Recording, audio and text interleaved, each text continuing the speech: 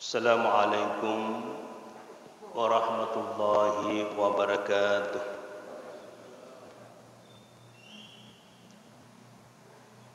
Bismillahirrahmanirrahim. Alhamdulillah alladzi ba'dama amatana wa ilaihi nusur. Wassalatu wassalamu ala Rasulillah wa ala alihi wa ashabihi wa man tabi'ahum bi ihsanin ila yaumiddin, amma ba'd. Rabbi israh li sadri wa yassir li amri wahlul 'uqdatam min lisani yafqahu qawli. Subhanaka la ilma lana illa ma 'allamtana innaka antal alimul hakim. Wa la haula wa la quwwata illa billahil aliyyil azim. Hadirin hadirat jamaah subuh yang dirahmati Allah Subhanahu wa taala. Alhamdulillah, tak henti-hentinya kita bersama-sama selalu memanjatkan puji syukur kehadirat Allah Subhanahu wa taala. Karena rahmat dan nikmat-Nya juga selalu menyertai kita semua, dan mudah-mudahan sampai kita kembali ke kampung halaman kita yang sesungguhnya adalah surga. Artinya roh kita sebenarnya dari surga dan ingin kembali istirahat ke surga. Namun dalam perjalanan roh manusia banyak yang tersesat sehingga transit di kampungnya iblis alias neraka. Itulah hikmah atau salah satu sebab sehingga Rasulullah SAW diutus di muka bumi ini untuk membimbing semua manusia. Namun sampai kenyataannya masih lebih banyak manusia yang tidak mau mengikuti hukum-hukum atau syariat-syariat yang telah tertuang di dalam Al-Quran maupun pada sumber hukum yang kedua di dalam hadis Rasulullah. Ya, kemudian dari itu salawat dan salam mari pula kita haturkan kepada baginda Rasulullah sallallahu alaihi wasallam.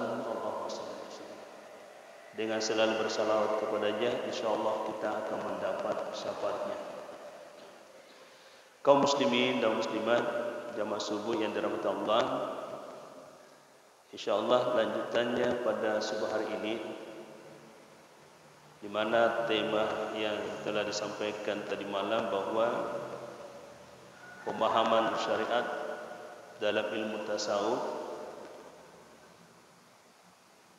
ini perlu kita betul-betul pahami dan betul-betul perlu praktekkan. Karena ternyata keberadaan daripada syariat itu atau kedatangan daripada syariat itu, tadi malam saya sudah sampaikan bahwa hanya semata-mata untuk melepaskan manusia dari berbagai kesusahan hidupnya. Dan syariat yang sebenarnya adalah kepentingan atau kebutuhan hidup manusia. Itu pandangan para ulama-ulama sufi. Jadi bukan datang syariat kepada kita ini sehingga dikatakan kenapa ada seperti ini. Kita tidak bisa mengelak, karena kita ini adalah makhluk Allah, ciptaan Allah, dan Allah ingin melihat hambanya itu hidup tenang, damai, tentram, selamat, baik di dunia maupun di akhirat. Itu sebenarnya. Tapi kenyataannya masih banyak yang salah paham dengan adanya syariat itu. Banyak yang ikuti nafsunya atau akalnya semata-mata tanpa dilandasi dengan nakli artinya ayat dan hadis. Padahal sudah jelas Al-Quran datang yang merupakan hukum-hukum Allah yang tersurat, yang bentuk kauliyah dan dijabarkan oleh Rasulullah yang dinamakan hadis kauliyah, hadis fi'liyah, hadis takririyah. Namun masih banyak saudara-saudara kita yang tidak mau mendengarnya. Padahal Allah juga sudah sampaikan, wala ta'tabi ahwa'a alladzina la ya'lamun. Janganlah engkau ikuti nafsumu jika engkau tidak mengetahuinya. Jadi maksudnya na cengi puang Allah Ta'ala kacoy-coy. Jangan kita ikuti yang kita tidak tahu. Harus jelas. Makanya syariat juga datang kepada kita itu sangat jelas. Kedatangannya itu tadi kemaslahatan manusia. Disinilah pentingnya pemahaman secara benar. Itulah sehingga para ulama-ulama sufi itu membuat metode. Apa metode yang dibuat para ulama-ulama sufi itu? Syariat, tarekat, hakikat, ma'rifah, ismuhu, tasawuf. Itu di bab 2 ya. Syariat, tarekat, hakikat, ma'rifah baru dinamakan tasawuf. Jadi tasawuf itu punya metode, harus start dari syariat. Jadi bukan tasawuf itu penyimpangan namanya itu kalau dianggap tasawuf lalu tidak mulai dari syariat.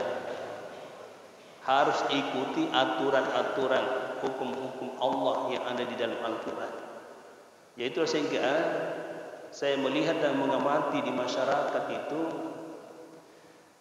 campuran licu-licu ada, aliran-aliran kebatinan, dia anggap ni tasawuf. Angkatun reken tu 5 pakatulu-tulu. Ya, angkat istilahna sempajana cicet conga, cicet cupu. Itu semua itu bukan tasawuf. Ya, aliran sesat. Makanya di sinilah kita harus pahami baik-baik. Jadi tasawuf itu murni dasar atau elemen agama kita yang berdasar pada ihsan. Ya, ada hadis panjang itu Jibril pernah datang kepada Rasulullah. Dia datang duduk bersilah di depannya, dia rapatkan lututnya, lalu bertanya Jibril, "Ma huwal iman, ma huwal Islam?" Nabi menjawab pada saat itu, "Sadaqta." Jibril mengatakan sadaqta, betul. Nah, pada saat bertanya ma huwal ihsan, apa yang dimaksud ihsan? Nabi menjawab pada saat itu, anta abudallaha ka'annaka tarahu fa in lam takun tarahu fa innahu yaraka. Jadi disinilah dasarnya namanya tasawuf. Jadi ihsan itu artinya berbuat baik. Jadi tasawuf sebenarnya itu datang untuk memberikan upaya supaya kita ini berbuat baik start dari hati. Jadi ulama-ulama sufi mengambil kesimpulan bahwa intinya belajar tasawuf itu adalah untuk memperbaiki hati. Karena para ulama-ulama kita sudah tahu bahwa apabila hatinya manusia baik, maka baiklah seluruhnya. Dan apabila hatinya manusia rusak, maka rusaklah seluruhnya. Maka disinilah peranannya ilmu tasawuf sangat dibutuhkan. Jadi untuk sampai ke situ apa yang harus kita capai? Ya sesuai dengan sabda Rasulullah SAW. Awwaluddin ma'rifatullah. Yang paling utama di dalam agama kita harus kita kenal adalah Allah. Nah, untuk mengenal Allah tentu ada tahapan-tahapan. Walaupun kita sudah pahami semua bahwa Allah sebenarnya itu lebih dekat daripada urat leher kita. Ya, sebagaimana dikatakan di dalam Al-Quran, nahnu aqrabu ilaihi min hablil warid, kami lebih dekat daripada urat lehernya. Ya, tapi kenapa kenyataannya masih banyak yang melakukan kemaksiatan? Ya, jadi inilah Bapak Ibu harus betul-betul pemahaman kepada syariat harus jelas. Lalu lanjut dari itu, contoh yang saya sampaikan tadi malam, salah satu di antaranya, karena ini yang paling utama, ya masalah sempajang kan. Karena saya pikir kalau sholat ini tidak beres, ya percuma kita kembangkan yang lain. Karena itu tadi sabda Rasulullah SAW yang disampaikan tadi malam, bahwa inna awwala ma yanduru fihi min amalil abdi yaumal qiyamati as-salat fa in ujidat tammatan qubilat minhu wa sayr amalihi wa in ujidat naqisatan ruddat alaihi wa sayr amalihi. Ya, sesungguhnya yang paling pertama diperhatikan atau dipandang Allah dari amal-amal hamba di yaumil qiyamati, pada hari kiamat nanti, adalah as-salat. Fa in ujidat tammatan, apabila salatnya didapat sempurna, kubilat minhu wa sa'ir amalihi, maka diterimalah semuanya, semua amal-amalnya diterima semua kalau salatnya diterima. Wa in ujidat naqisatan, apabila salatnya ditemukan minus, kurang atau tidak sempurna, ruddat alaihi wa sa'ir amalihi, ditolaklah seluruh amal-amalnya yang lain. Ya, jadi sebelum kita terlalu mendalam kajian-kajian tasawuf kita ini, saya berpikir kita pertajam dulu ini terkait masalah pelaksanaan sholat, yang intinya bagaimana sholat kita itu diterima dan apa tanda yang muncul di dalam diri kita bahwa sholat kita diterima. Bisakah para ulama sufi mengatakan bisa? Dan kita bisa buktikan beberapa dalil. Jadi bukan saja semata-mata akal, tapi harus berdasar pada dalil, baik dari Al-Quran maupun dari hadis Rasulullah SAW.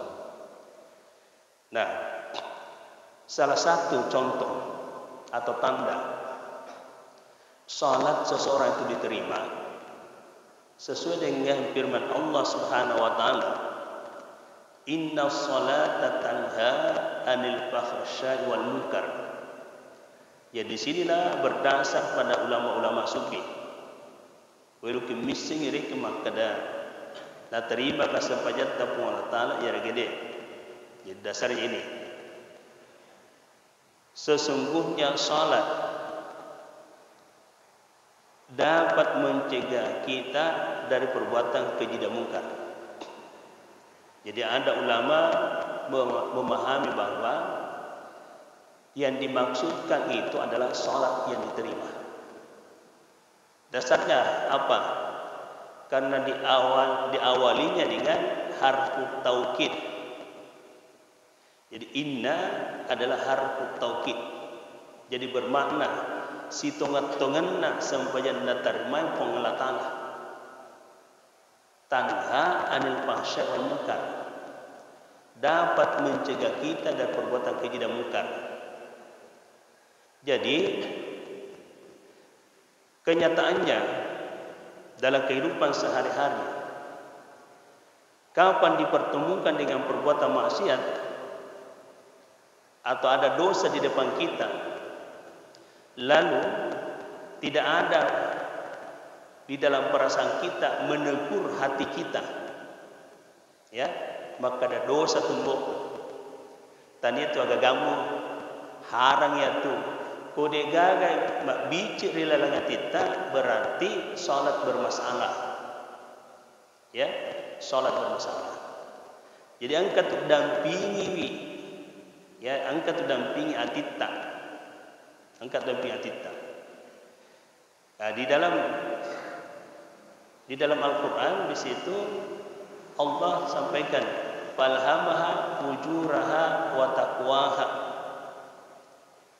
Qad aflaha man zakkaha wa qad khaba man dassaha. Allah telah mengilhamkan, Allah telah memberikan kepada kita apa itu?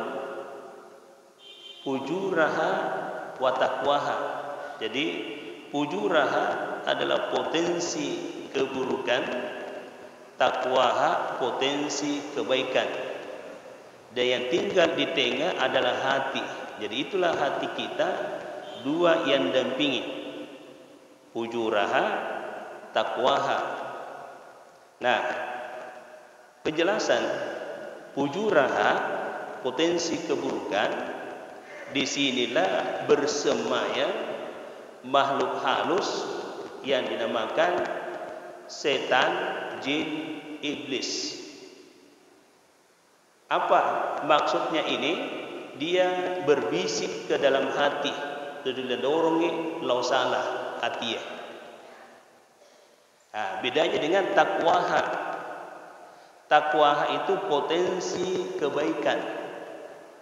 Disinilah juga wadah untuk mendapatkan bisikan ilahi, bisikan-bisikan malaikat yang mendorong hati kita berbuat kebaikan. Jadi itu sehingga terkadang biasa kita tuh bingung. Madari angkat biciki lorian salai, angkat tu rakit biciki maka ada aja. Ya. Ya, itulah sehingga diperjelas lagi dalam sabda Rasulullah SAW, "Ma min ahadin minkum illa wa qad ukila qarinuhu minal jinni wa qarinuhu minal malaikah." Nah, di sini lagi lebih jelas lagi bahwa siapa sebenarnya yang mendampingi hati itu. Tiadalah di antara kalian, tak satu pun dari kalian, kecuali kalian itu didampingi oleh qarinuhu minal jinni, ya pendamping dari kalangan jin, setan, iblis, wa qarinuhu minal malaikah.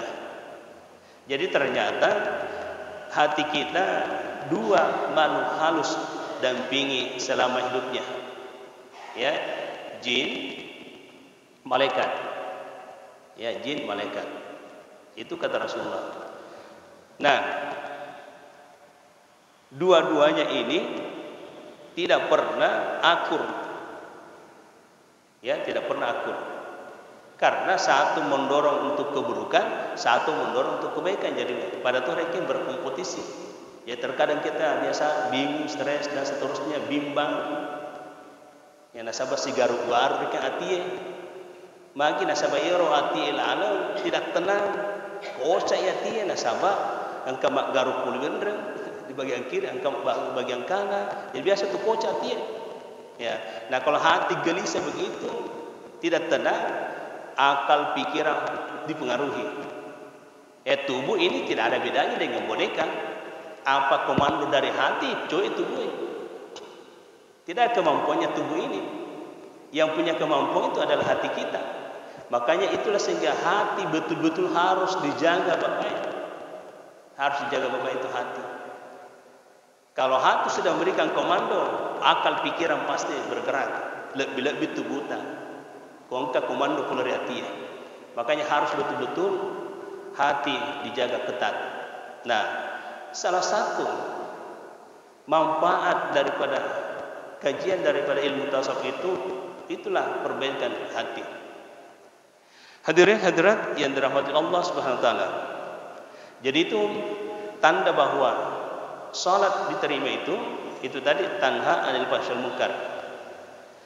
Lalu lanjut dari itu, bagaimana caranya untuk melaksanakan salat yang sesungguhnya?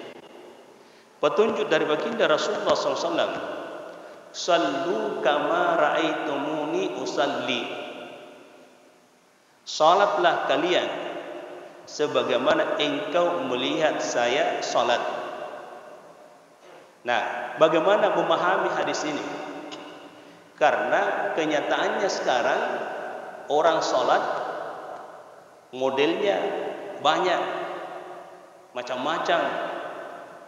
Nah, salat sesungguhnya yang diperhatikan Nabi seperti apa? Dengan sabda tadi, sallu kama ra'aitumuni usalli. Salatlah kalian sebagaimana engkau lihat saya salat. Andre Gurutta ke Haji Muni Yusuf wakil Sidemre. Alhamdulillah selama hidupnya beliau saya pernah berkunjung khusus di rumahnya di Sidrap.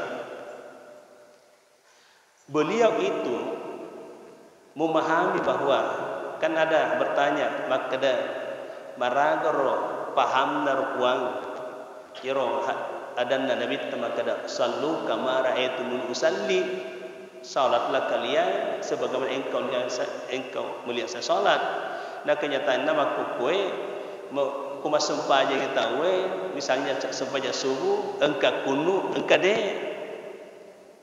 Terus lagi baca bismillahnya engka polopui engka de. Kemudian wirid zikirnya engka turke wirid zikir dibesarkan. Engkau tu Quran apa bersalah langsung makin demak deh.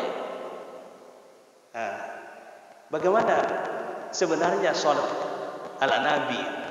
Ya sesuai dengan sabda tadi, beliau mengatakan, ya tu Nabi sallallahu alaihi wasallam. Ini dia beri. Ya Nabi sallallahu alaihi wasallam, kuma sempajang ini memang dapugok Nabi ta desi dia ondro kuma sampajangi engka tu deh. Jadi engka tu kenapa tetap Nabi ta? Ini penjelasannya Andre Gurutta Muni Yusuf. Jadi para sahabat-sahabat yang ikut pada masa itu, ya. Jadi engka reke setiap masa sampajan Nabi ta engka reke anu napa tetap.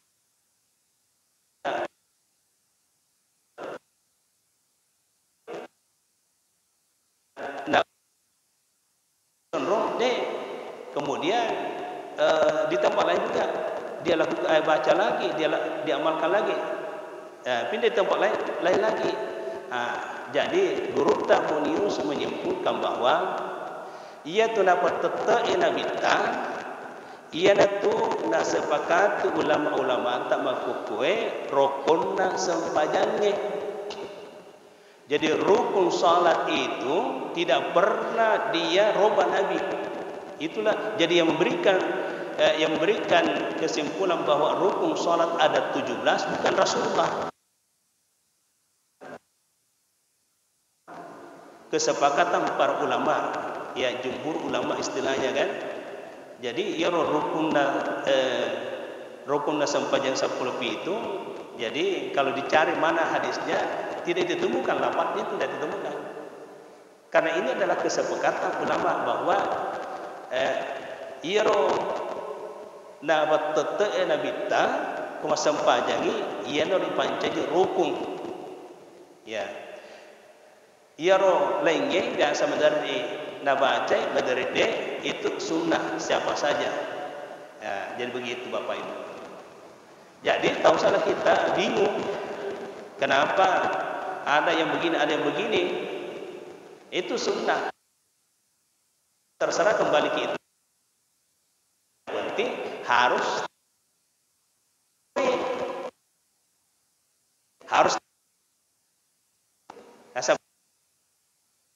ya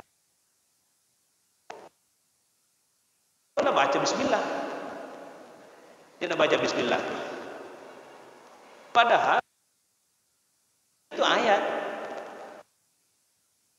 Kan itu sehingga Al-Fatihah itu disebut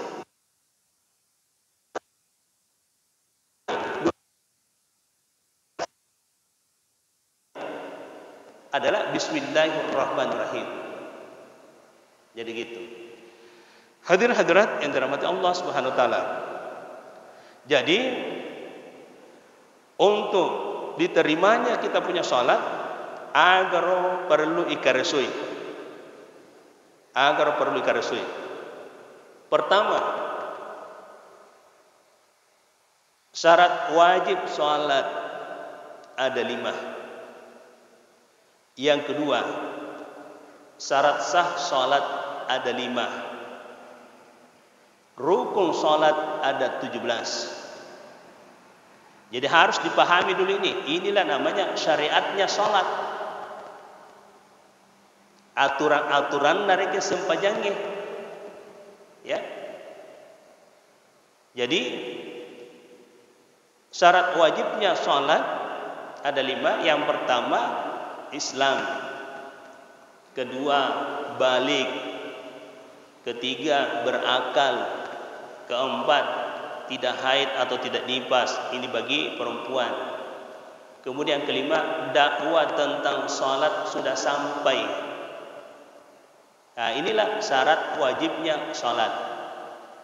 Jadi pertama dendre harus fikih seleng. Jadi agama Islam saja diwajibkan. Nah, terus balik gepi. Berarti anak-anak belum wajib. Nah, di sini juga nanti balik.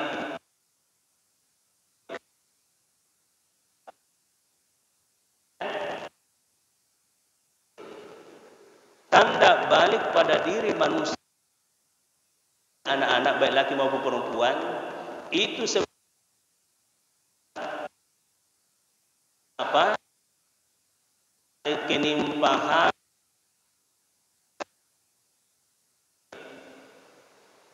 jitandra balik sidonganda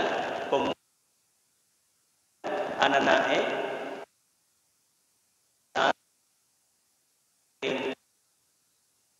di surga.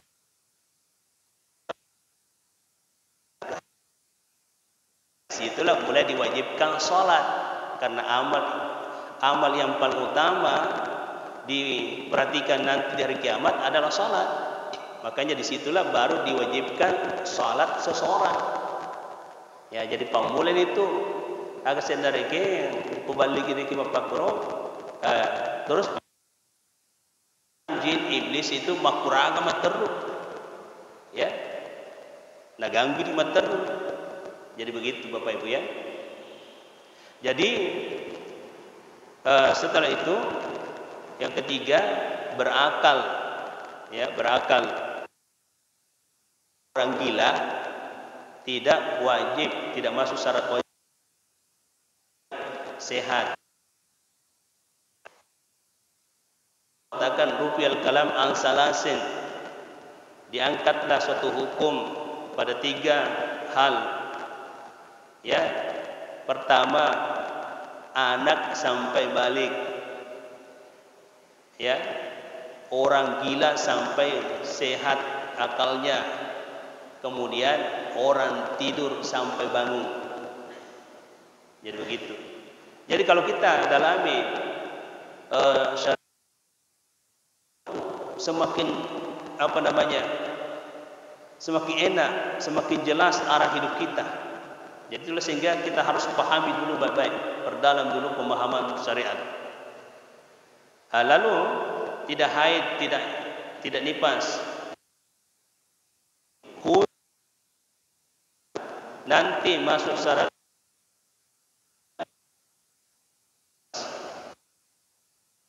ini adalah hadiah buat perempuan. Kalau datang haidnya atau dia nifas, itu hadiah. Itulah sehingga diberikan cuti dia kalau datang haidnya atau dia nifas atau habis melahirkan, ya, dikasih cuti. Terus dakwah, ya, dakwah tentang sholat sudah sampai. Nah, sekarang tidak ada lagi alasan bahwa tidak sampai dakwah karena media komunikasi sekarang kencang. Ya, jadi pokoknya akan dimintai pertanggungjawaban nanti. Kenapa tidak sholat? Apakah dakwah sudah sampai belum? Tidak ada alasan sekarang, karena ya, jadi itulah yang seperti itu tidak lepas dari gangguan jin setan. Yang dirahmati Allah, sah salat ada 5. Jadi ini kalau tidak terpenuhi ini yang 5, ya tidak sah. Syarat yang pertama, suci dari hadas kecil dan hadas besar. Jadi mau paciki boleh hadas bicu makuto porori hadas. Jadi suci dari hadas kecil dan suci dari hadas besar.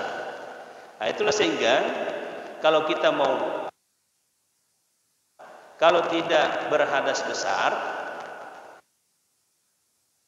jadi hadas kecil ceritanya dalam keadaan tidak berjaga, jadi sempatnya ceritanya toh, ya itu hadas kecil.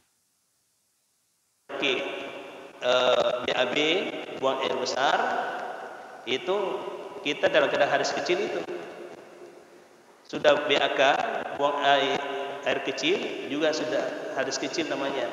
Jadi kalau hanya itu saja terjadi pada diri kita, cukup berwudu salat. Ya. Hadas besar ya harus mandi wajib dulu. Ya, baru berwudu. Lalu yang kedua, pakaian salat. Ini perlu sekali mapacit mereka tubuta pakiata sibo onro sempajangnya. Ya, jadi setiap kita mau menghadap kepada Allah dalam arti kata salat, badan kita dulu bersih tidak. Ya, dia magaga najis sedikit melengket sama kita. Nah, sudah itu kita periksa lagi pakaian yang kita pakai bersih tidak. Jadi makanya pakaian itu kalau mau aman khususkan untuk salat. Misalnya kalau dalam bepergian musafir, termasuk terutama pada itu makun reye, kok jumpai madar rekene dia nama kan bereke ya rumah masih kan madaran katu. Saya biasa mati hati-hati ini karena rupa-rupa model ini nak tahu pakai itu. Nah itu nak tu kedua tiga kali nak pakai tahu pasti berbau. Ya. Jadi saya tu secara pribadi itu lebih baik mempacoi ke pakaian. Kayak orang taruh ke panitia ke masjid dijamin bersihnya. Karena kapal sudah dipakai 2-3 kali itu keringat juga. Ya kalau berulang-ulang dipakai nama bau. Dan itu pakaian juga daripada najis itu. Jadi najis sebenarnya itu sesuatu yang berbau, majak reking bauna. Najisnya sebenarnya itu tadi ada makanan temeta apa, jambat apa, nak variasi najis sih. Sesuatu yang berbau itu membuat butun itu. Itu sudah masuk dalam kategori najis. Ya. Kategori pakai Anda dia pakai jalan terus itu sudah 3 hari 4 hari hanya disempur saja parfum terus ya tetap dia ya. Jadi hati-hati masalah kebersihan pakaian.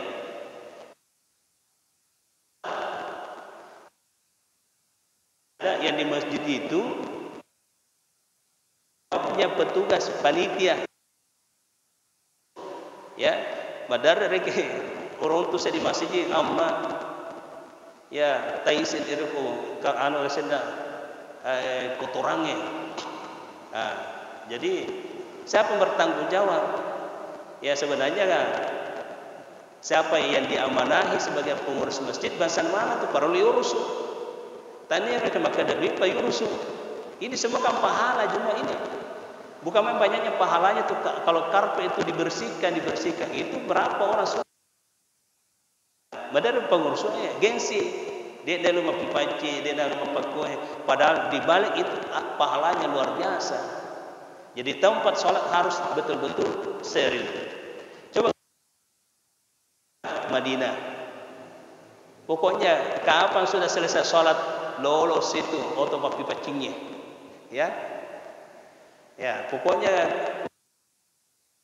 luki mundur reki di Madinah masih kesikiri. Ya. Angkat itu bukan harik haja harik. Nah surah makke dero. Ya jadi monro pro sapaja. Akad tanah reki elu mapi paci. Ya. Coba kita Bapak Ibu yang dari tanah suci. Ya, kita ini sucian tempat salat. Terutama dari itu dia mau kada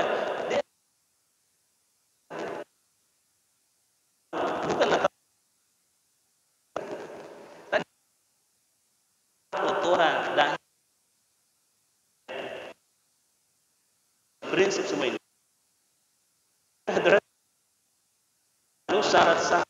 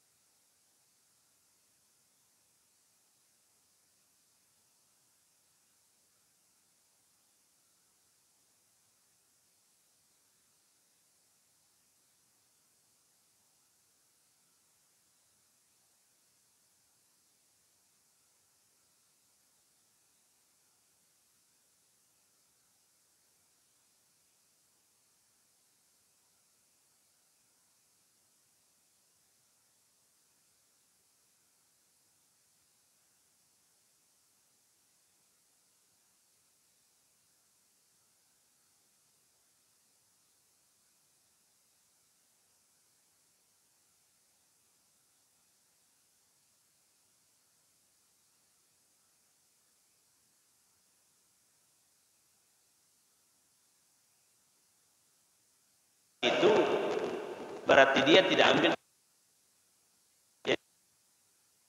mencari tumaknina selama kita di dalam sholat. Ya kita lihat. Ya. Jadi rukun sholat ada 17 dan ini dibagi 3. Ya dibagi.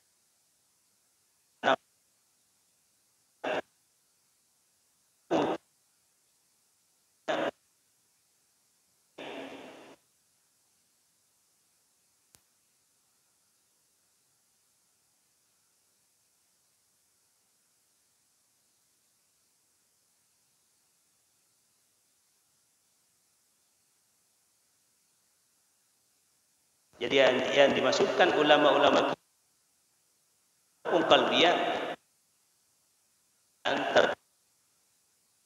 Ya, itulah sehingga itu mahallu minal qalbi,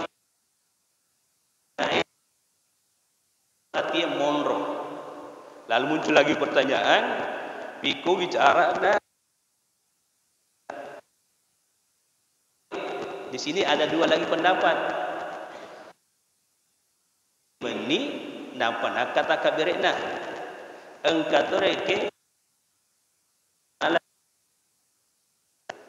ya, semuanya benar. Alasannya masing-masing ada. Innamal a'malu binniyat. Jadi semua di hadis. Amalan